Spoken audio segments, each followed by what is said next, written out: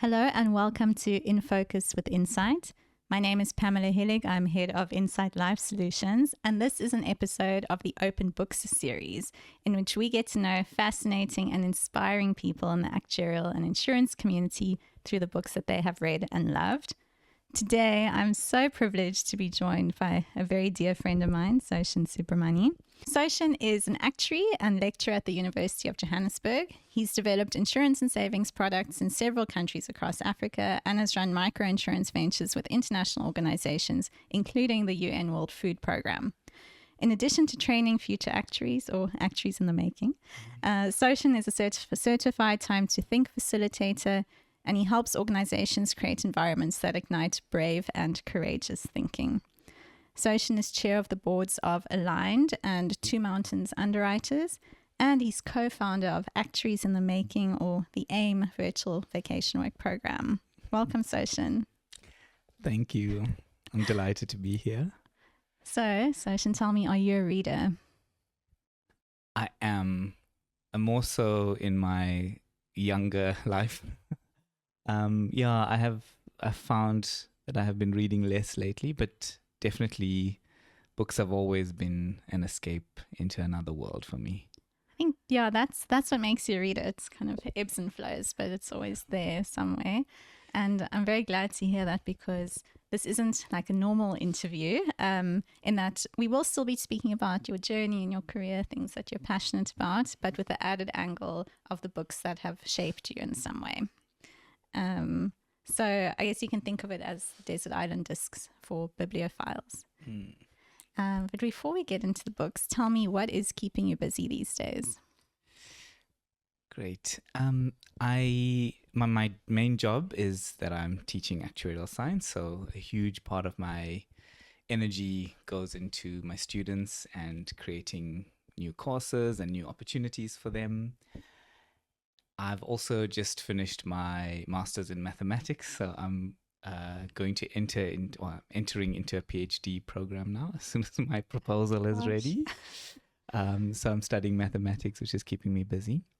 And then I continue to be interested in and playing around with independent thinking and how we can live our lives and be in such a way that we create as much of that in the world as possible.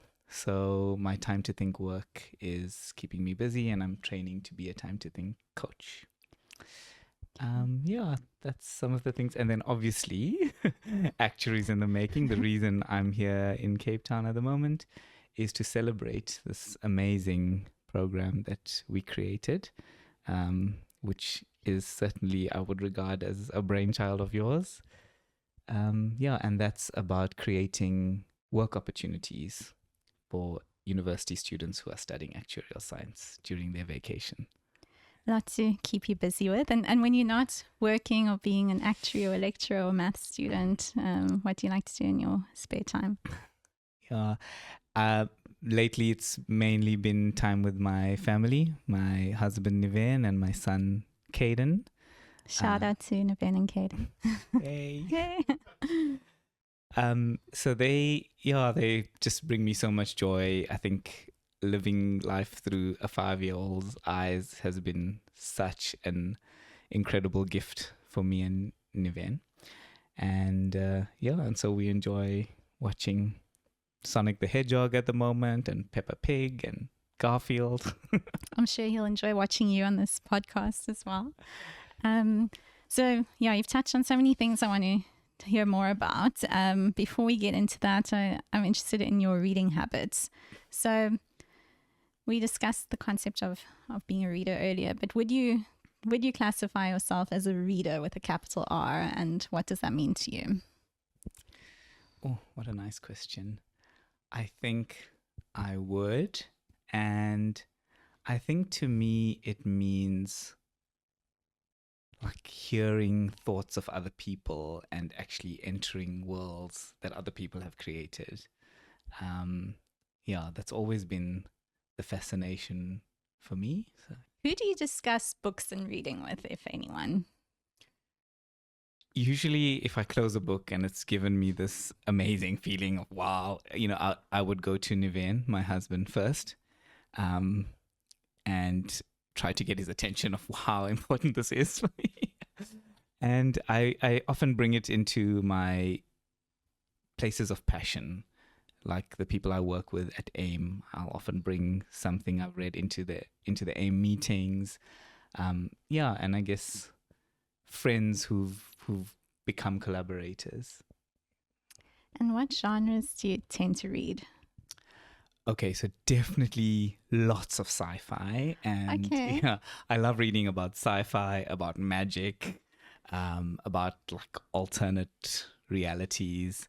I think that's my go-to place. And I think as I've become older and interested more in how people think and how our behavior impacts people, then I've started to read more about leadership and thinking. Okay, I can sort of see how that's reflected in your selection today. So we asked you to choose 5 books to bring with. What's the first one we're going to talk about? So the first one is got such a special place in my heart. It's called The Power of One by Bryce Courtenay, a South African-born Australian author. And yeah, I think of the 5 books, the order that we've arranged them in is actually the order that I've read them in my life. And this first one was such a powerful, like it evoked such powerful feelings for me as a teenager that even though there's so much of the content of the book that I can't remember because I've never reread it, I still remember like how it made me feel about certain things in my life. Yeah. It's so often when I'm talking about books, I think of the Maya Angelou quote that says, people won't remember what you said or what you did, but they'll remember how you made them feel. And I feel the same with books. I don't remember the details or the plot or the author, but I remember how it made me feel. Same with restaurants, but that's beside the point. But yeah, tell me what's the plot of this book, if you can somehow summarize it. It's this crazy story about a young boy. It's from the time he's a toddler, I guess, until the time he's a teenager, and the span of his life happens just pre-World War II in South Africa. And it's a story about all this weird and wonderful friendships that he forms, lots of hardships that he endures, and essentially this journey of finding his own independent spirit through it all, and how this young kid who's got so little structure, so little support, ends up leading these tribes of people.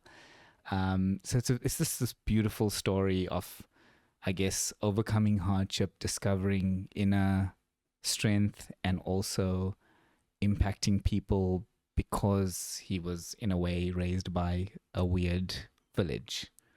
Yeah. Do you think there are any lessons in this book that have influenced your journey or how you react to things or perceive things?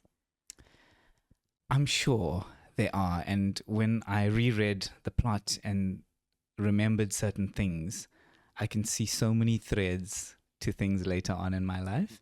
And so I can't help but wonder how much of it stemmed from some of the sparks or little flames that were created when I read this book. Well, maybe one of the examples is, so I just read this plot summary last night because I haven't read the book, and it seems, it goes through all kinds of transitions and from one state to another and changes. And one of the biggest transitions you've made in your life is going from very, successful corporate career to an academic, full-time academia. Can you tell us about that transition? Oh, yeah. I think, one of the things I'm really proud of in my life. And it was not an easy decision to make. I remember being filled with fear, actually. And I think I've, at the time spoke to you about it and other friends. And it was a mutual friend, Shivani Ranchard, who said to me that, one of the things that has driven her was making decisions out of love and not fear. And I think that was one of the turning points that I remember in that decision. So is it your love of education that drove you? Yes, it was a need, I think, to see the world through different eyes. So I felt to a large extent that I was living in a bit of a bubble in the corporate world. And I've always had a passion for education. And so I think it kind of actually all fell into place. It wasn't as well thought out as I would like. That's how life goes. Yeah. So I think a Yeah. huge part of it was actually just being in the right place at the right time. I was doing postgraduate studies. I saw a Okay. poster on the wall of the corridor outside the stats department that said UJ is now offering an actuarial science degree, and it was like all of these feelings that were connecting with me. And I said, oh, well, you need an actuary for that. And one of the things I was ready to do was actually to become a stay-at-home dad for a little while, because we knew that we were adopting a kid at the time. And so I was preparing for some kind of transition, and I didn't know what the transition would be. And so it all fell into place when I saw that poster and then spoke to the HOD, and then it happened. Meant to be. What would you say is the most surprising thing of this transition? I think for me, it's how busy I would be. Because I think I made the decision in part to move to a different pace. Although it has felt like a more easeful, more deliberate pace, even though academia is very busy.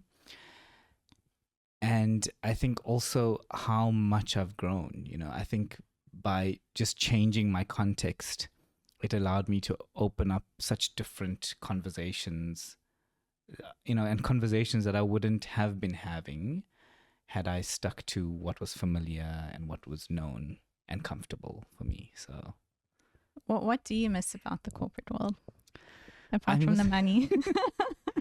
I miss the luxuries, and the expansive thinking of solving problems in a very practical way, and yeah, like the strong sense of business acumen.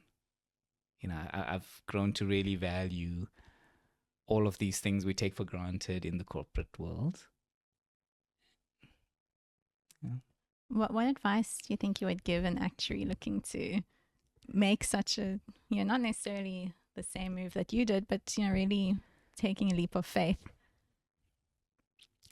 I would say the downside risk is not bad at all, and the upside, the potential to just expand, horizons and open up conversations is so great and vast that it's just feels like it's so worth the exploration. And I guess the lack of, or the limited downside risk is because you can always go back to being an actuary, right? Is that what you mean? Yeah, I feel like my risk brain at the time convinced myself that actually if things don't work out, I always have my qualification to fall back on. I always have relationships to fall back on. Yeah, and I think that gave me a certain amount of courage to explore. Gosh, I hope we don't set off a revolution. Actuaries leaving en masse to pursue their dreams. If there are any, come talk to me about coming to UJ. Back to the power of one. Can you read us a favorite quote from this book?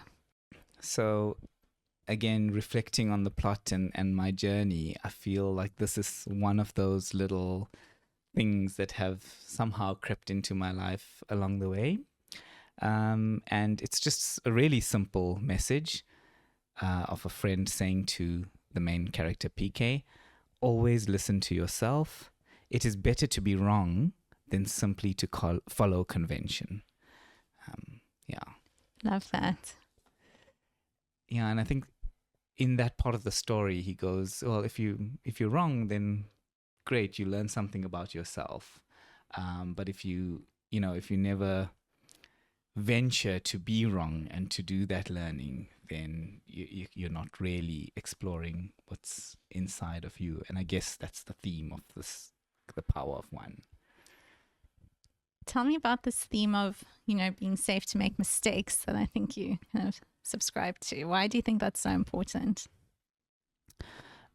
It's so important because I think it's a very hard thing to do. I've personally found it really hard. Um, so when I'm talking to my students, I very easily say, just don't be afraid of getting the wrong answer. Just make the mistake. This is the way to learn actuarial science. And in a recent experience, for example, doing my mathematics studies, I realized that that's really hard advice to follow.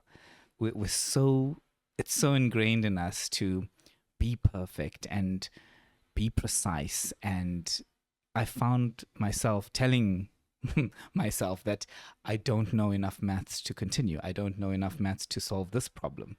And it was such a like dichotomy for me to be saying this and feeling that it's so hard for me to live in my, in my own studies.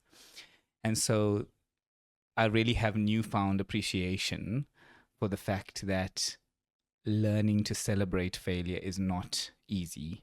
And yeah, it's a very hard thing to feel that something is going wrong and to replace that assumption that the failure is wrong with an assumption like me getting something wrong is exactly what I need to be doing to learn it. So yeah, it's something like that. And I feel like it's also something for managers and teachers and I guess people in positions of authority to learn and, to take away the shame of making a mistake, because that can really, impact someone's view of failure and their confidence to make mistakes. Absolutely. And also the feeling that you're an outsider.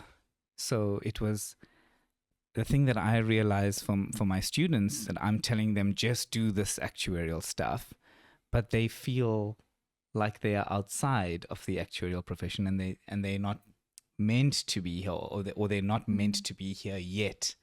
Like something has to happen for them to belong and to make those mistakes, which is exactly what is the feeling that I sit with.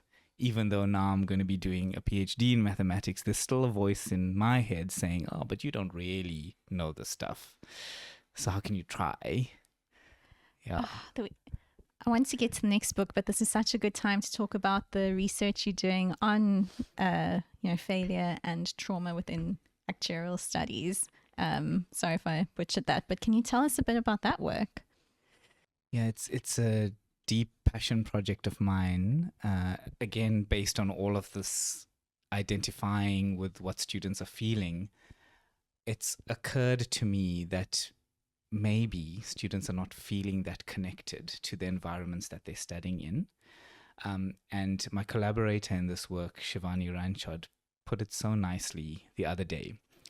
And I'll try to say it as eloquently as she did. She says, we take the top students out of the schooling system, put them through this rigorous training, fail students at an alarming rate, and somehow have convinced ourselves that this is all okay. Like this whole model is fine. And like that married with what I've been feeling for a while, that we're taking these bright, amazing people full of potential, and I get the sense that we're kind of dumbing it down and ironing away all of the creativity by saying things like, actually, there is only a right or wrong. Actually, you didn't round off to the right number of decimals. So, so we create, I think one of the flaws in actuarial education is that we create this obsession with perfection and precision at the expense of original thought, that what does the world actually need from us? Yeah. Gosh, that is so true. So what is what's the research question you're looking at, and any findings you can share with us so far? So the question we want to ask is, what would it take to turn actuarial education into a place of healing and generating original thinking? And a kind of sub-question, I guess, is what would it take to create the safety and the places of growth for students to make them feel that this place and this system and this financial world that for many students has been historically oppressive to their people is actually a world that I can safely and successfully enter into. So right now, the evidence is very anecdotal. We're getting the initial reactions of, ooh, okay, I do remember some hardships and some difficult things. I can feel what the look left, look right conversation has done for me. Triggered. Yeah. So that's the kind of it's so far it's really really gut feeling work, and we now want to systemize it and kind of formalize it by saying, okay, how can we robustly elicit ideas and experiences of both harm that's been caused as well as growth and healing that has occurred. Gosh, and you're presenting at the ASA convention in November on this. Yes, we'll be presenting our first proposal for a framework in which to start to gather this kind of knowledge and wisdom. Can't wait. Talking of students, nice segue. What's the next book we're going to talk about? Ooh, okay. So the next book in my life, in chronological order, I guess, is Harry Potter. And again, I said to you that I love magic and any escape of world. And Harry Potter, for me, in my reading journey, was so well timed with me entering university. So the first movie came out in the year that I moved from Durban to Cape Town to study at UCT, with these amazing magical buildings and beautiful mountain and people from all places, and walks of life that I had never been exposed to. So it really felt like, for me, my university journey was entering this brand new world. And at some point when I caught up with all the books, then a book was getting released every July on my birthday. Around my birthday, and a friend of mine would buy me that book for my birthday every year. So it was just like this wonderful journey that had, Harry Potter has such good memories for me because of that special feeling of a new book is coming out in July. You weren't one of those who camped outside exclusive books in Cavendish, and why do I feel like you were? I didn't. I never did, but it definitely crossed my mind a lot. So is it specifically Philosopher's Stone is that your favorite one, or would you say the whole series is your favorite? I distinctly remember the Half-Blood Prince, which I think is the sixth one in the series. I remember that having like a definite wow factor because of, like Snape's role in the whole story. But I would say the hook was the first one, and that's why that's the feeling of, really entering this world that I've, like, in the journey of my life, that was such a big moment for me. Have you reread them? No, I haven't. I tried starting to read to Caden, and because it's got no pictures, I don't get past maybe in a few years. Do you reread books in general? Not in general. I have read a few. I have reread a few titles. So Time to Think is one of the books that I've read over and over again, because I feel like as my journey with the thinking environment evolved, I get kind of new insights when I step back into that book. And then I have reread some fiction books. Yeah, like Q&A and The White Tiger. Okay. Recently, found myself rereading some of those. But in general, other than those, I can't think of many that I reread. It would be an exception. Which Harry Potter character do you identify with the most, or is your favorite character? Could be different people. Ooh, okay. So I identify with Dumbledore. I just love Dumbledore. And later on, when J.K. Rowling conveniently made him gay, I was like, oh, yeah. Knew it all along. And it was, And it was Jude Law playing him. Oh, really? Yeah. I thought it was that old guy that played him. No, in the later. I'm now referring to the later movies. Okay. I didn't get that far in What the is movie. it? Oh, you must. It's amazing. Okay. It's this. Yeah, it's the new kind of. The last few movies have been around. Oh, they Newt look back. Scamander. Okay. And then Dumbledore, the young Dumbledore, Okay. enters the story. Yeah. And which house do you think you would be in? I want to say, yeah, Slytherin. No, sometimes I do feel I would fit well in Slytherin. But Slytherin isn't bad, like by definition, right? It's just some, bad characters were housed there. Yeah, I feel, I think so. I mean, if I think about Snape, who turns out to be like such a hero of the story, and he was like all along, associated with Slytherin. Yeah, but I don't know. I think I secretly just want to be in Gryffindor. How original. Yeah. Can you say Potter in a Draco Malfoy accent? Potter. Sorry. Yeah, that's all I got. Do you have a favorite quote from either the Philosopher's Stone or any of the Harry Potter books that you can read for us? Yeah, I think the one that I picked was at the end. Yeah, at the end of the first one. So I think this is the one that I would pick. Also because it's funny because Dumbledore always finds ways to give Gryffindor extra points at the end of each book.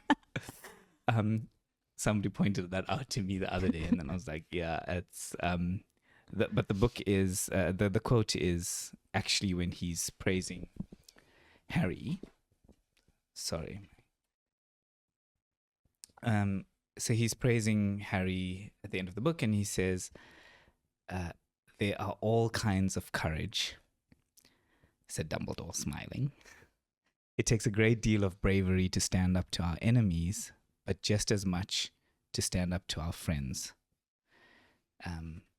Actually, sorry, I was mistaken. He says this to Neville, Neville Longbottom.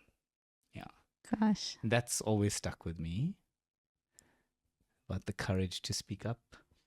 Yeah. How does one give, and this is actually a conversation I was having today, how does one give feedback to someone you really like and respect, a colleague or a friend, without making it personal?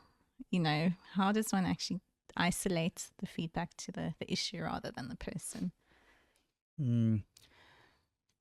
Yeah, I think it's something that I find quite a hard thing to do. And one thing that I've recognized about myself is that the more I connect with my own feelings, the more courage I get to speak the truth about what I feel rather than to attack anybody else. And that for me has been a journey of growth.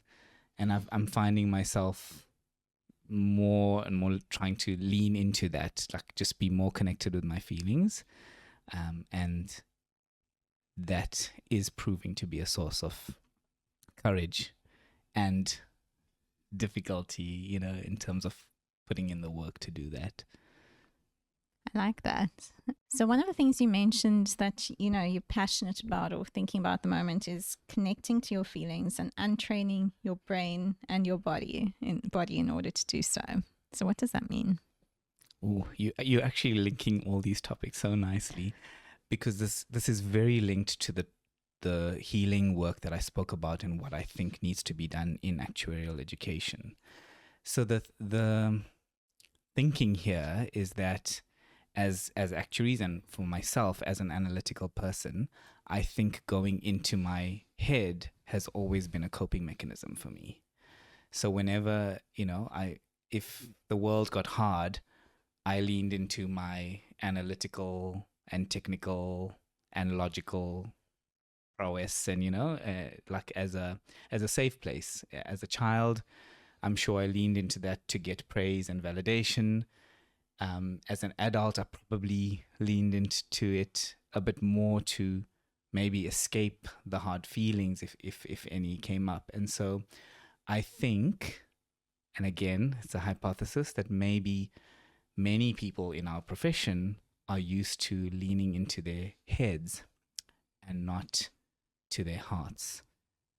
Funny enough, that's a very popular quote from The Power of One: first with the head, then with the heart. And I guess in a way, I'm now trying to reverse that and say, actually, even though it's harder, can I listen more to what I'm feeling? Because the feeling will lead to much more holistic and felt thinking, which is a more embodied kind of sense of thinking, if that makes sense. I want to get into, although, I guess it's a few books from now, but this concept of thinking and what you mean by that. But before we do, what's the next book we're going to talk about? So the next book is also a children's book. Is it? Yeah. He's actually one of my favorite authors and thinkers, Richard Dawkins, famous for books like The God Delusion and The Greatest Show on Earth. And this one I really loved. It's a children's book, and he explains like just beautiful concepts in the world, like what is a rainbow, or where does the first person come from? Oh, wow. And he explains it in such eloquent, simplistic language that I feel like it's the kind of beautiful simplicity that comes with a deep appreciation for reality, I guess. And this book is called? And it's called The Magic of Reality. Okay. Have you shared this with Caden at all, or not yet? I have spoken to him about it, but this is a reminder actually of some of the questions. Actually, now that I'm thinking about it, many of the questions he's been asking, like what is this and how does this work? I can start reading it to him. So it's an idea that you've planted. Well, from your reading of it, what's the question that stood out to you the most, and what was the answer? Do you remember? I remember things like just the way, like how do we know how old things are, and I remember, for example, a simple thing like what is a rainbow, and how the way he explained this in this book is just very simple and beautiful and factual. So this kind of, I guess, touches on your work in mathematics, or your love of interest in mathematics. You're pursuing your PhD now. How has your relationship with learning evolved from, I guess, your UCT student days to now when you're doing a PhD? I thought it was just occurring to me that it's like I started speaking about magic and fictional books, and the next two books are going to be about nonfiction, and this is like called The Magic of Reality. It's like the nice segue into reading. So I think that's, in a way, so telling about the question that I've kind of learned to play more with my learning. As hard as that is, given my imposter syndrome about mathematics, it's been really hard to just play with it. And yet whenever I remind myself about why I'm choosing that field to study, then I start to connect more with the child in me who's just saying, actually, I want to play around with this magical world, because in many respects, a lot of the work that I'm doing is actually out of realm of reality, because in mathematics, you kind of like create the axioms in the world that you want to live in, and then you say, what if these axioms were true? What does the world look like? And so there's so much play and freedom, and I guess I'm choosing things that are making me feel like I'm gifting myself with this play time. Yeah. Do you know, or can you explain in layman's terms what the research topic of your PhD is? Yes, it is to understand graphs, which are basically just dots and lines connecting them. And so, like, think about a network, like who's connected to whom and things like that. And it's to understand the structure of what it means to be different types of graphs. So it's kind of it's a field called category theory, which is like studying the structure of mathematics in a way. And so you can imagine like lots of dots representing different things in mathematics and lines connecting them. And I guess, yeah, studying that at a very abstract level. I'm still kind of figuring out exactly what about that structure I'd like to figure out. And yeah, that's kind of part of the play, I guess. Amazing. Do you have a favorite quote from The Magic of Reality that you can share with us? I do. And it's one from fairly early in the book where he is introducing this idea. So he says, the magic of reality is neither supernatural nor a trick, but quite simply wonderful. Wonderful and real. Wonderful because real.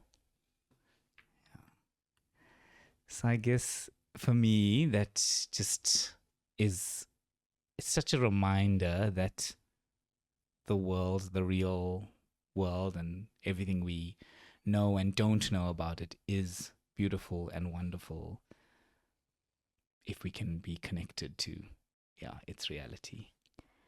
It's kind of a nice consolation, you know, if you read Harry Potter and you enter these magical fantasy worlds, and then there's always a bit of a come down that you're actually in the real world where this magic doesn't happen. But the real world is actually magical as well.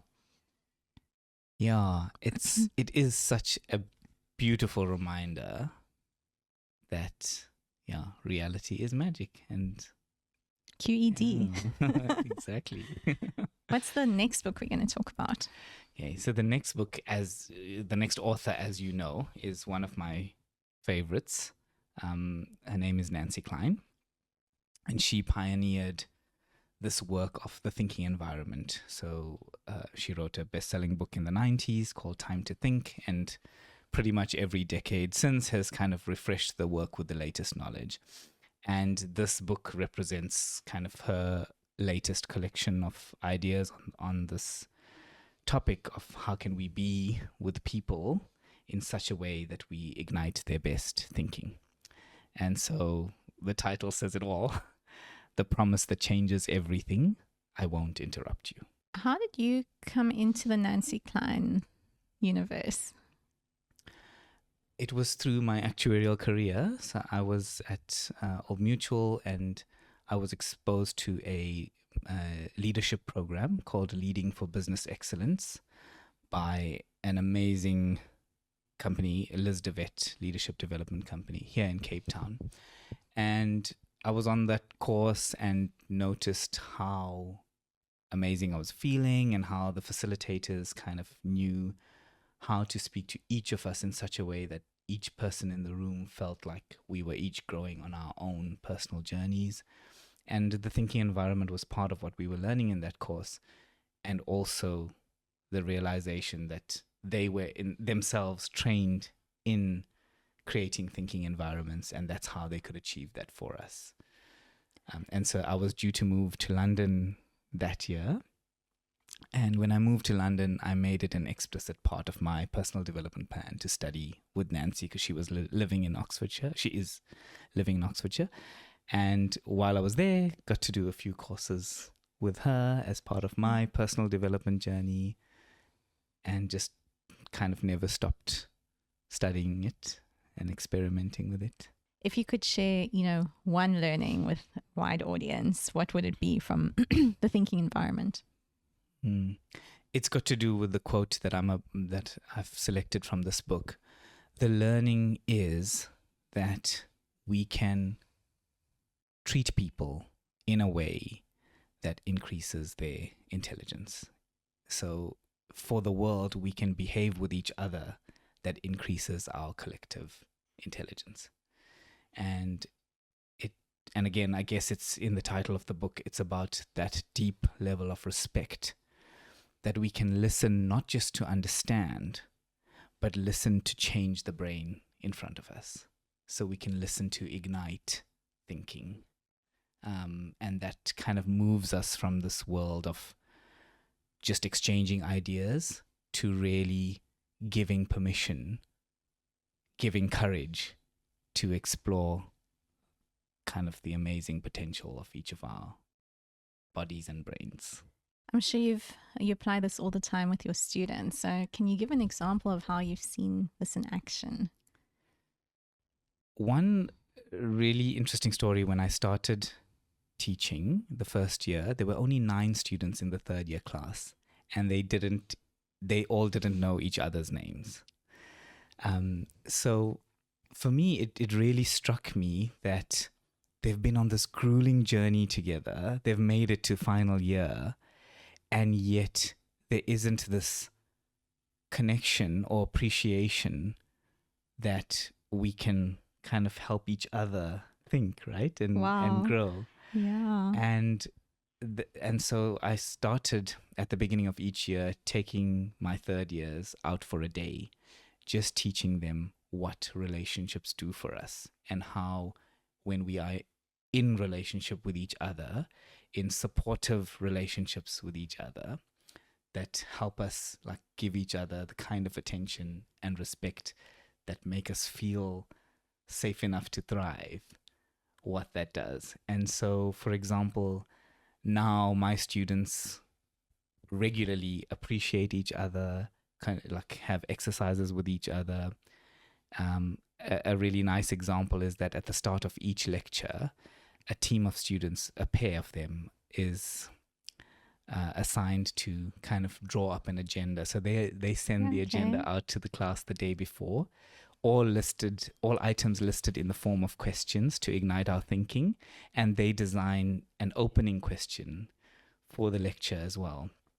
And they come up with the most crazy and beautiful and original questions for each other. Things that I would never have come up with on my own. Like what? Just the other day, they gave an Einstein quote that said something along the lines of the only knowledge is experience, or the only source of knowledge is experience. And what is an experience in your life that has taught you something important? You know, so it's just like the beauty and depth of some of the questions they ask of each other. For me, it's mind-blowing, and such a stark contrast to the environment that I first stepped into 5 years ago. What is that quote from The Promise That Changes Everything that you'd like to read? So Nancy writes in this like really beautiful way. And so the quote I want to read is at the start of the book. And the title of the chapter is The Difference. I won't interrupt you, I promise. I won't interrupt your words or your thoughts. Imagine it. Imagine the relief, the possibilities, the dignity. You now have ground that is yours unassailably. This is for you. Time to think, to feel, to figure out what you really want to say it, to consider it, to change it, to finish your sentences, to choose your own words, to become, because you can trust the promise, a bit bold, even eloquent, to become you. Gosh. Yeah. This is why Nancy Klein gives me goosebumps. And I mean, knowing you, I know how you practice that in so many settings. So, so thank you for doing that. Thank you for creating that space with everyone you talk to. Thank you. It means a lot. And it's also, a hard thing to practice, actually, because in modern life, it's very difficult to connect with yourself and center yourself, and remove distraction from our lives, and then to be with other people in a way that says to them, actually, nothing that's going to pop up on a screen or, pop up somewhere else is going to be more important than you in this moment. Yeah. But I also think there's maybe a discomfort in knowing that and kind of having that responsibility to finish your thoughts and own what you're saying and what you're thinking. I think at least, for me, I often rely on, validation from the person I'm speaking to and, hoping that they'll kind of finish my thought and my sentences. So there's probably a bit of discomfort there as well. Absolutely. And I think what underlies that discomfort is probably some kind of assumption that's limiting us, something like, am I worthy of being the one to generate fresh, new, original thinking here? It's like something like, who am I to do that, right? Yeah. Who am I to really explore where my mind and body will take me to next? I think something like that is probably sitting there. I don't know. Thank you. Free counseling. We'll explore this later over dinner. What's the last book we're going to talk about? So the last book is a recent book that I read. It was recommended to me by a friend and fellow Time to Think practitioner, Rosie Chirongoma. And the book is called What Happened to You? And it's written by Oprah, as well as I think he's a neuroscientist, come psychiatrist, Dr. Bruce Perry. So I think that's a good way to describe him. He is a psychiatrist, but he also studies a lot of neuroscience. And sorry, I didn't read the full title. It's What Happened to You? Conversations on Trauma, Resilience, and Healing. Yeah. And the reason I chose this is it was just such a eye-opener for me that your circumstances impact the way you perceive your environment. So what happened to you dictates how your stress response system is activated by different things. So he tells us, like in this book, beautiful stories about just powerful stories, like this one kid who was getting super triggered in his maths class, and he was doing so well on his recovery journey, but came from a very troubled home. And in spending a little bit of time with him and then observing him with his father, who he had a tricky relationship with, Bruce Perry recognized the smell of Old Spice, and he went back and recognized that actually the teacher, even though they were having such an amazing relationship, the teacher was wearing Old Spice perfume, and every time he would get that smell, the kid will be triggered. And it's such a simple example, but part of the therapeutic journey there was for the teacher to change his perfume, and the relationship thrived. And just it's such an incredible thing, and the book is full of these kind of stories. What has this book meant to you? So I became really interested in trauma ever since we adopted Caden.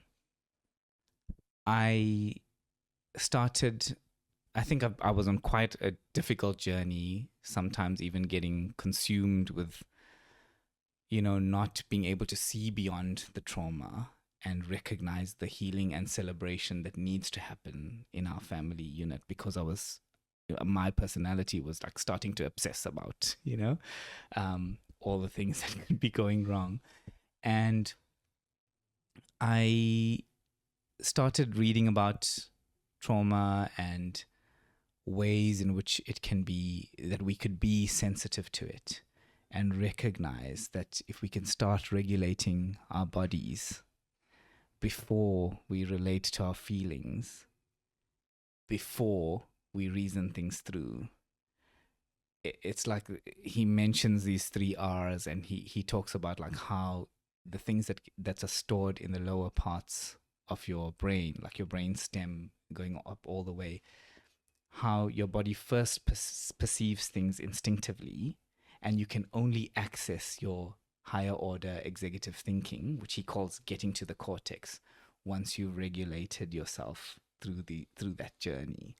And so for me, it's been such a giver of permission on this journey that I've been speaking about, of connecting to my feelings, and to recognize that actually it's okay if I can't think clearly about this, or if I'm struggling with that, because it's about my body receiving the sensory kind of responses that it's getting, and it's okay to feel it and move towards regulating my body so that I can think clearly. So I think for me, it's been like this marrying of lots of neuroscience and things that I was feeling, and validation of it's okay to feel and interpret the world the way I do. Who do you think should read this book? What kind of person would benefit from its teachings? This is one of those books that I would say I honestly would recommend to anybody who is thinking about why they react in certain ways to things. Firstly. Secondly, I would say every parent.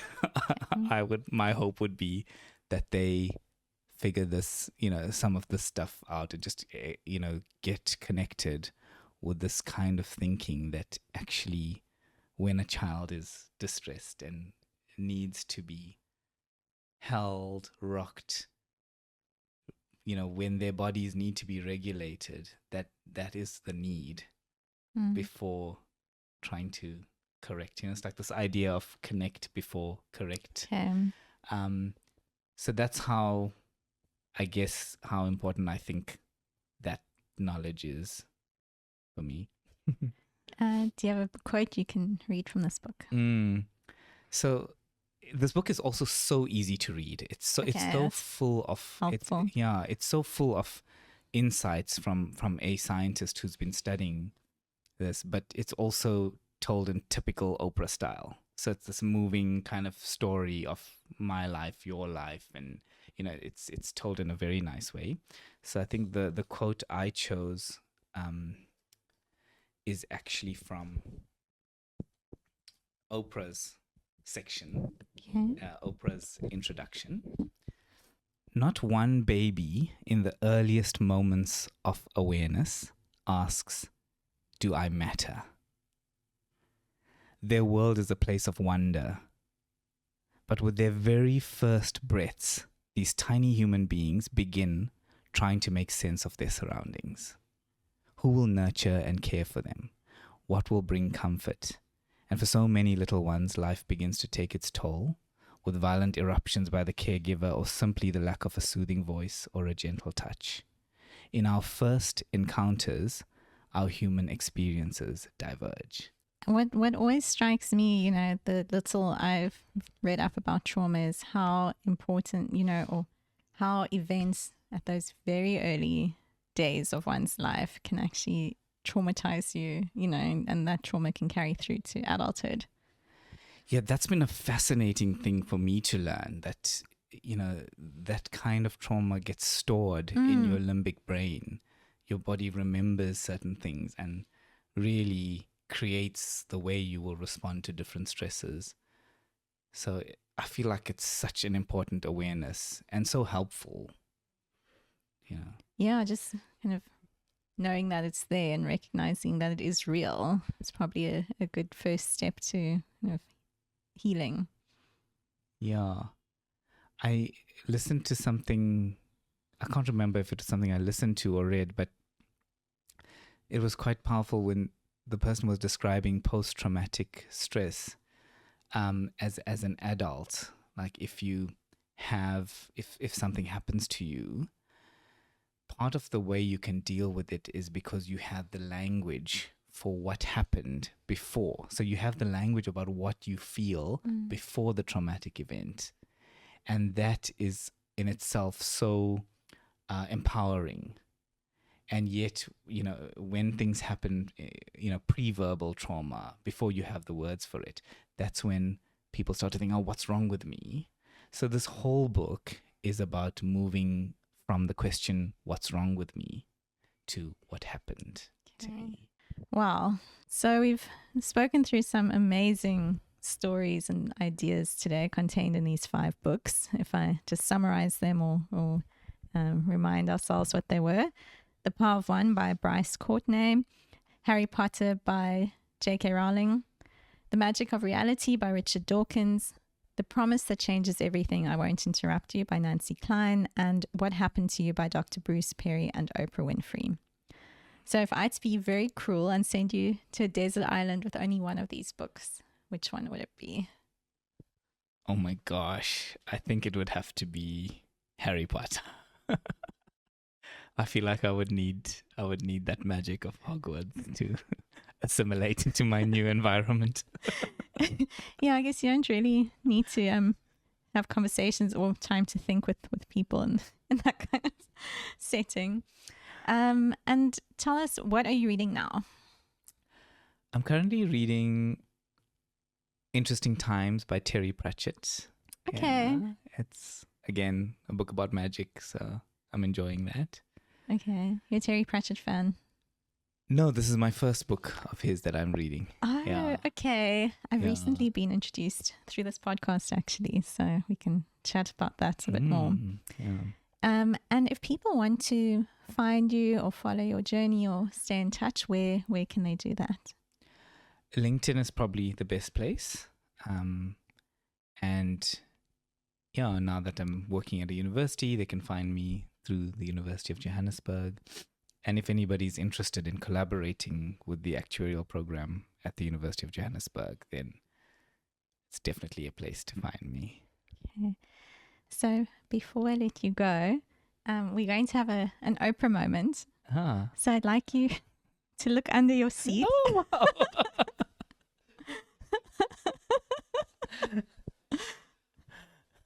And you can open the box. Oh. So this is a gift for you to say thank you for being on the podcast. And it's a book that I've loved that I thought you might enjoy as well.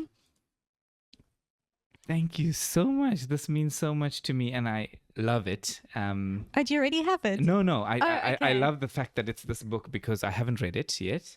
But I know it was definitely on one of these lists of banned ones in in many parts of the US. So it's always been something that's intrigued me. So this is Mouse by Art Spiegelman. And, I guess for me, it ties into your kind of sense of wonder, your interest in trauma, I guess the way people treat each other and what people can do to each other. So it's Art Spiegelman's retelling of his father's Holocaust story through cartoons or through in a comic style, where each nationality is represented by a different animal. So I thought it might be a nice one for Caden at some point as well. Oh, Pam, you're the best. This is amazing. Thank you. Any last thoughts for our listeners? It's just been such a lovely journey, and just going through this exercise of picking books and what they meant for me, even ones whose plots I couldn't remember. It's been such a nice walk down memory lane. So I guess just to say thank you for this experience. Yeah. Thank you so much for being with us today. Such a pleasure. Bye. Bye.